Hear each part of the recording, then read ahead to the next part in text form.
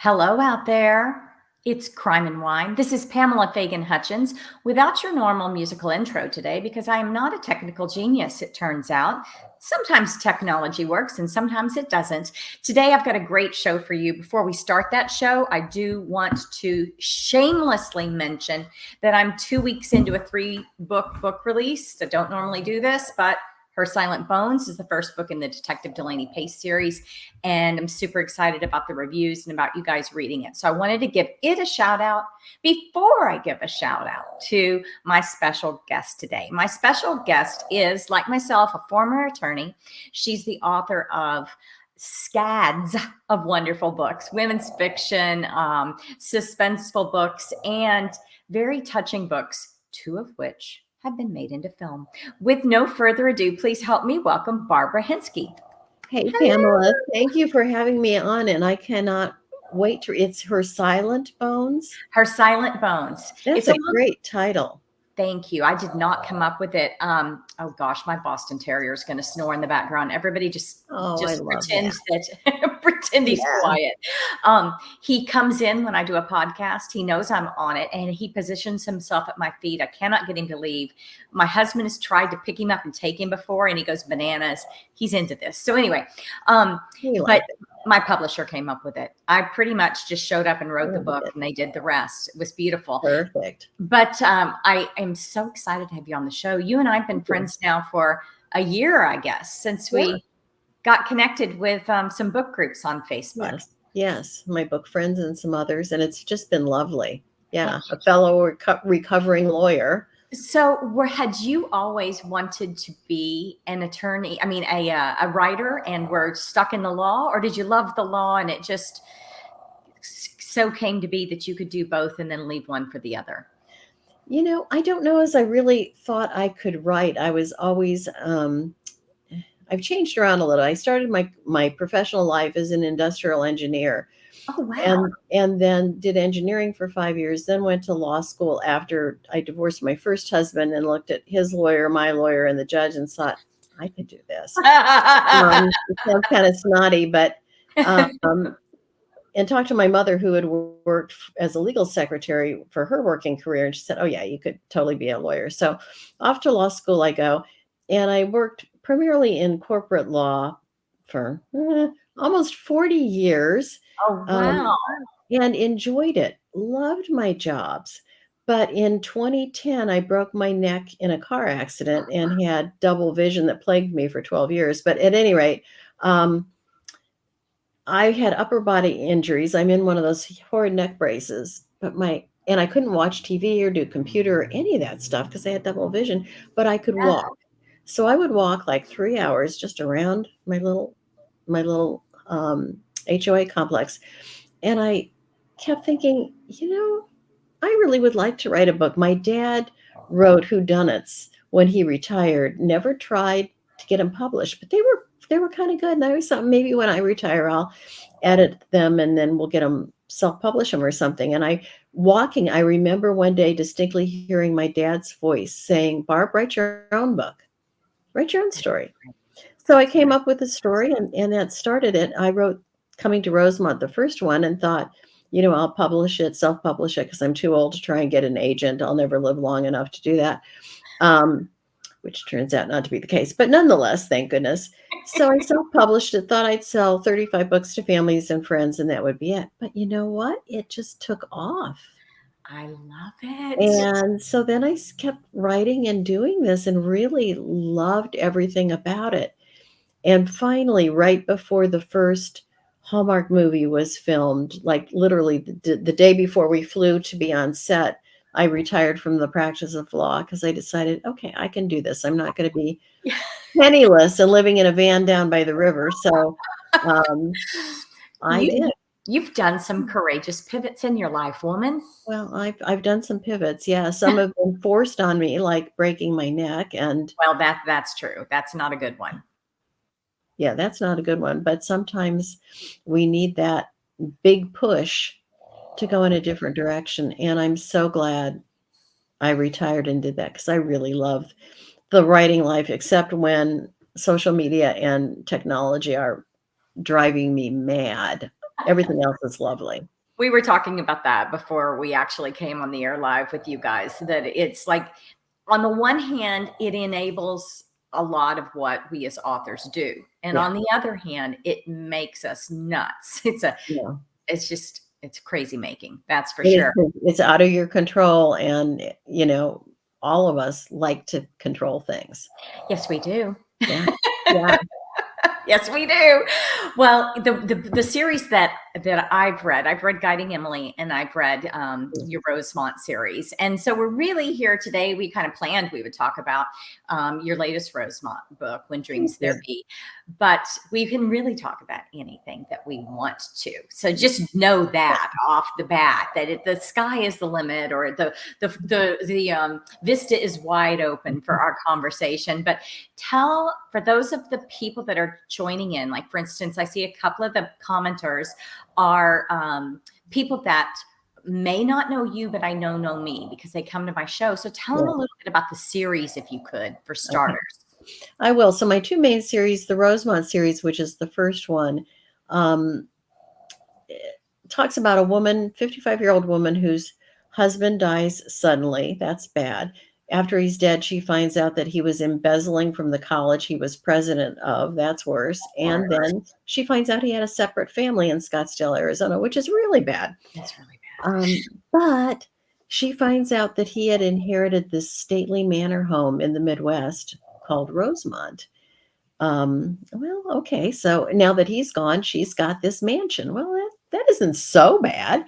She thinks, well, I'm gonna, I live in California. I'm a forensic accountant. I got a practice here. I got kids here. I'm just gonna sell that place. But she flies there to see what it is, because it's like, who is this man I was married to for 20 plus years, 30 plus years, who I didn't know? She wants answers. Well, she walks in the house, the door closes behind her, and she feels like she is home. That experience happened to me in my own home, where I live now with my husband. We walked in, it wasn't abandoned, it was vacant, it was a short sale, it was a historic home, great big home. And the home behind me is just a background. That's not my real home. But anyway, the door closed behind us, and we're like, oh my God, I think we're going to make an offer. We had not even looked at the house yet. But I had driven by this house for 30 years and lusted after it from the outside. So that maybe makes a little less kooky. And we did. We bought the house. So I based the Rosemont series loosely on a lot of political corruption. I've always have some sort of crime. As a lawyer, I'm attracted to crime. What can we say? Yeah. Love me some crime. So on municipalities that have had all kinds of embezzlement and fraud going on, I read endlessly on websites and looked at city council meetings to see all the kind of stuff that went on. So I put fraud and embezzlement in the Rosemont series in the first books, and finally wrapped that up, with a murder and some arson and some stuff along the way. You like you some crime. Some cold cases. But I am also endlessly fascinated by stuff that you would find in an attic. There are those shows where they find stuff. And I have an old house in attics and vents, and I'm always looking for stuff. Haven't found anything with anything valuable. But I have this great attic in Rosemont. So there has been hotel and vintage silver that they've sold, and Hudson River Valley painters, and in another venue there was a Van Cleef's and Arpels brooch that was found, that led to the solving of a cold case murder earlier. So I'm just always kind of thinking about, and there's going to be a rare stamp actually based on something in my own family, because my dad's business was selling stamps to collectors. Yeah. And my brother and I found the stamp that we'd always heard about taped under his desk, under the drawer, under the bottom of the desk. Wow. And it was in an glassine envelope. Thank God my brother took the drawer out and found it. It's in very poor shape. It's a Canadian stamp from the 1800s, and there are only 2 in existence. Oh my goodness. So we're trying to, that's not my retirement plan, but if it can be validated, it will be nice. It will find its way into the book, but it'll get in there fictionally anyway. So I'm always thinking about that kind of stuff. I just can't stop myself from putting somebody. Oh, I had a rare book librarian in the later books in the Rosemont series.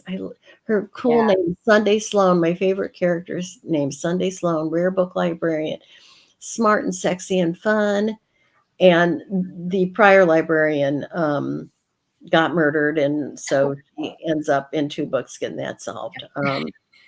I don't know. I So love it. So you weave things. Well, personally, that I love old houses. We get to go in and we get to fix up an old house. We get to delve into its history. We get to have crime. We get to solve crime, yeah, and we get to vanquish a bad, relationship from our lives. All over the course of how many books are there now in it? there are now 9. 9. Oh my There gosh. are 9. Um, I do introduce in one of them, actually, it was in a Halloween story I wrote and put on my website, a a ghost, a butler, a former butler from Rosemont. And I just did it as a um, funny Halloween giveaway story on my website. And so I'm going to start book 10 sometime, hopefully before the middle of the year. I said, who do you want to return? And everybody's like, bring back Alistair the ghost. So, and I do like him because he's not a bad ghost. He's a mischievous ghost. He's a nice ghost. Oh, and I always have dogs. Yeah. Got to have me some dogs and cats. Now, in real life, are there dogs in your home? Oh yeah. You can't hear them snoring. They're not as good a snorer as your dog, but I've got a dachshund. I've got rescue dogs. I've got a dachshund mix and a lab Aussie mix, who are they've got their big memory foam beds in the floor in front of my desk, and that's where we spend our day. Your co-writers. They're your co-writers. They are my co-writers. So Absolutely. we've had a question from a reader. Would you think of Where Dreams There Be as contemporary fiction, women's fiction, suspenseful women's fiction, thriller? How would you categorize it? I would categorize them as women's fiction with a little touch of mystery, thriller, and suspense. Yeah, that's what I would too, having read them. And I think there's such a great market for that, because a lot of contemporary thriller is written and it's not very character focused. It's yes, pretty crime focused. And right. I think that there's a lot of us that we like the feels. We like the feels. We like the old houses and the things in the attic. We've also have a question. Does the Rosemont series need to be read in order? I've tried to make it so it does not. Okay. Probably let's see, When Dreams There Be. Oh, no, there's a Christmas one, No Matter How Far, which I wrote as a novella. That's number 8. Okay. That would be one that you could pick up and just get a quick idea of my writing style. You mentioned the freebie for Halloween with the butler ghost. Yes. Are any of these what I think of as reader magnets? I don't know what else to call them, but free books for people that want to subscribe to your series if they go to your website? Yes. So hold on, I'm going to put that on the screen for those of you that are watching that on video, barbarahinske.com. You can get a taste of the Rosemont series free by going and picking what sounds to be one of our most popular characters, the ghostly butler. The sweet butler. And of course, there's always on Amazon, there's always the sample that you can read from the front of the book. Are these Kindle Unlimited? Are they? Kindle Unlimited. I've got all my stuff in Kindle Unlimited. Yeah. Awesome. Okay, so now that brings us up to the most recent book, Where Dreams There Be. And so what new happens in our forensic accountant / mayor / house restorer / historian's life? Well, after I wrote it as a 5-book series, and I thought, okay, good, we're done. And then it was so popular, and my editor said, what is wrong with you? People want you to write why aren't you writing another book? And I'm like, well, I don't want it to be so samey that, so I pivot her. And Maggie, you know, her late husband, the bad one, she marries somebody else now, but the bad one was a college president, and she had been the wife of a college president for years. So she ends up becoming the president of a um, private university where in the town where she is. So now she's got a college president, and that's why she's got, you know, a big library and rare book crime and all that kind of stuff. So now she's a college president. So I'm kind of pivoting her there. Um, and then my bad guy in the beginning of the books, I love a redemptive character arc. Who doesn't love? Who doesn't love that? Who doesn't love that? So I do have a character that is Frank Haynes, who has been redeemed, and now he's a wonderful stepdad and a father of twins. And in that book, he goes through male menopause. And I always like to shine the light on something that maybe we haven't talked about a lot. Yeah, that's great. I learned a lot about that. I've also learned since I published it how many people have had husbands who've gone through. So you're hearing from readers. Yeah, from here is legit male menopause. And it's not, you know, it's one of those things that's not very often diagnosed, not treated well. It's kind of like, oh, what's your problem? You didn't have the baby. Cheer up. Yeah, yeah. Like any of those things, it doesn't work that way. Right. That's not how we help each other. We don't help each other by saying, oh, this isn't a problem. This isn't a real problem you have. Yeah. It's all in your head. It's all in your head. Yeah. Yeah. I love that you did that. And so he's going through his travails. And am I wrong that there's also a guiding dog, a seeing eye dog guide subplot going on in this book, which I love. This is bringing us kind of full circle back to the Guiding Emily, but yes. It is. And so I wrote my Guiding Emily series about, the first one, Guiding Emily, is about Emily Main, who loses her eyesight on her honeymoon. So she's a young woman, newly blind. And also there's a puppy who then becomes a guide dog. And at the end, their love story is the two of them coming together, which is based upon a lot of research. And now I've got a fifth one in that series coming out. But I've learned so much about puppy raising and guide dogs and visually impaired people and all of that. So I have a young man character in my Rosemont series who gets in trouble as a young man when his father commits suicide. And a dog is just caring for this dog, and the love of a dog is this young boy's redemption. So as he gets older, he's like, I want to have a guide dog school. And that's actually a college course, is how to train guide dogs. And so that's cool. I didn't embarking on that, and he's going to found a guide dog school in the town where Rosemont is. So I keep thinking I'm going to now have some crossover between characters between the two books, because I can't not write about that. Yeah, I love that. And I find that my readers really enjoy the Easter eggs, you know, when you cross over between series and somebody they really love but maybe didn't expect to show up. Shows up, and it's just the wonderful feeling. We have another question, and this is, do you always find writing inspiration from something or someone in your life, or is it a product completely separate from what inspires you in the real world? No, it's usually something that inspires me in the real world. And sometimes it's from something that I've read in the paper or a story. I've had some of the story arcs in the second Rosemont, Weaving the Strands. I write about a romance between octogenarians in a nursing home. And it's sweet, and it's based upon a real New York Times article that I wrote. So I fictionalized it, and it just made me feel so good. Yeah.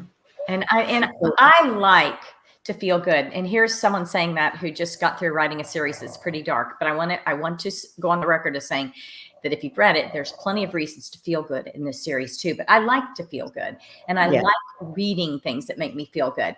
Well, Barbara, this brings us to the part of this interview that we call the speed round.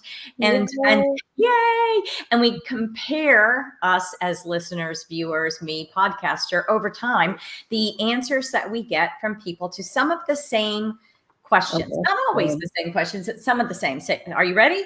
I'm ready. That's Right. fun. Okay. So, what is your favorite place that you've traveled to or lived in? Well, probably I haven't lived in either of these. I would like to. I love all three. I love New York City. I Uh-huh. love Charleston, South Carolina, and I love Victoria, British Columbia for different reasons. Oh, those such very Um, different cities, but I love. yes. I love Victoria for its. Oh my gosh. It's just beautiful. It's just beautiful. In Charleston, I could just eat there forever. That is unfortunate, but that's exactly what I would do. And I love Broadway. I love going Yeah. to Broadway plays, and if Yeah. I had a cajillion dollars, I would love to live in New York, but it would take a cajillion Yeah, dollars. it would. And so would having a house in all three places, but Well, dream. yeah. Yes, it would. I was only in Victoria once this summer for filming of the Guiding Emily movie, and we spent a week at this gorgeous mansion where they had, her Emily's mother's house. And I'm like, just pretending this is my house, right on the ocean and all this kind of stuff. Yeah. I went there when I guess my first child was about 1, and we did the killer whale boats, and we went out on kayaks to see Yeah. the seals and the sea lions, and it was just such. It was cold, but it was Oh, such yeah. great sea life and so green and beautiful in the old Victorian houses and mansions and things. It was really Yeah. okay. So next question: Yeah.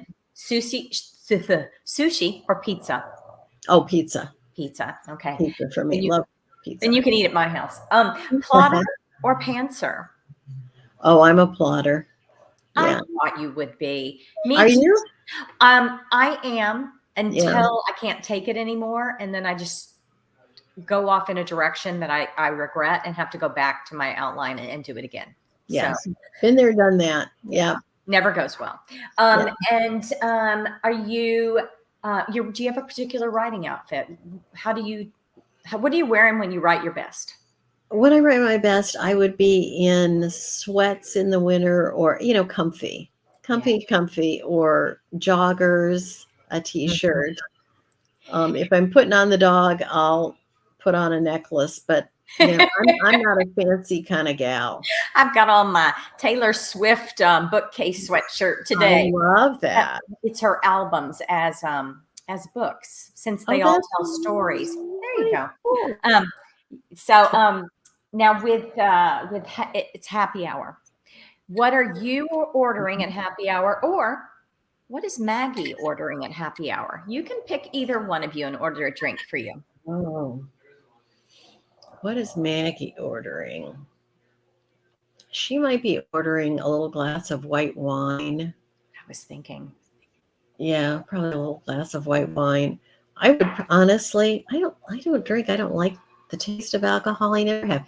So I would be ordering a Diet Coke. I'm not very fashionable at happy hour, but I can get in. I can get myself into some appetizers. I Yeah, love a garden board. I love hummus and all that stuff. I want to save most of my calories for the food too. Although I do Yeah, like grapefruit juice. All yeah. right. Ooh, So yeah. you win the lottery. The first 5 things you spend your winnings on would be 5 or Would thereabouts. be I would pay off my house. I would make a $2 million donation to the Foundation for Blind Children because that's one of my life goals. I'm made progress on that because I donate half my royalties from Guiding Emily to the foundation, but I'm not close to 2 million. Wonderful. That's I wonderful. would buy a house in Victoria if the Canadian government would let me. Right now, there's a prohibition on that. I would not necessarily in this order. I would establish a trust fund for my grandchildren and children's education, and I would probably donate to some of the seeing eye organizations. I love that. So you guys Yeah. have, I'm sure, gotten a good flavor from this about Barbara. First of all, huge heart. Huge heart. Second of all, very smart woman who's very accomplished. And third, has written books that we want to read. So I'm recommending, I'm going to get the website back up on the page here, that you guys go out and start by checking out her website. Is there any other place you'd really like to direct people to go to learn more about you or your books? Or I think other than the website, I'm on Facebook at B Hinske, and Amazon. I'm on Amazon, so you can really find out about the books there. You can find out more about me personally on Facebook and on my website. Awesome. Well, I appreciate you coming today so much. It was Thank lovely to you. have you. And thank you for putting up with the dog. I'm giving him a dirty look. The dog. So cute. Nothing more comforting. I think that he is great. We have a reader that's saying thank you. So I'll say Thank it you. back. Thank you, readers, very much. You're the reason that we're able to write. You're the reason that we're able to come on and talk to you. There's nobody in the more in the world that we love more than readers who love books. I think we count ourselves as one of those too. So we'll always goodbye to Barbara now, and I'll do the wrap up of the show that's boring and she doesn't have to sit through. So thank you again. Thank you so much. Bye, everybody. Have a nice evening.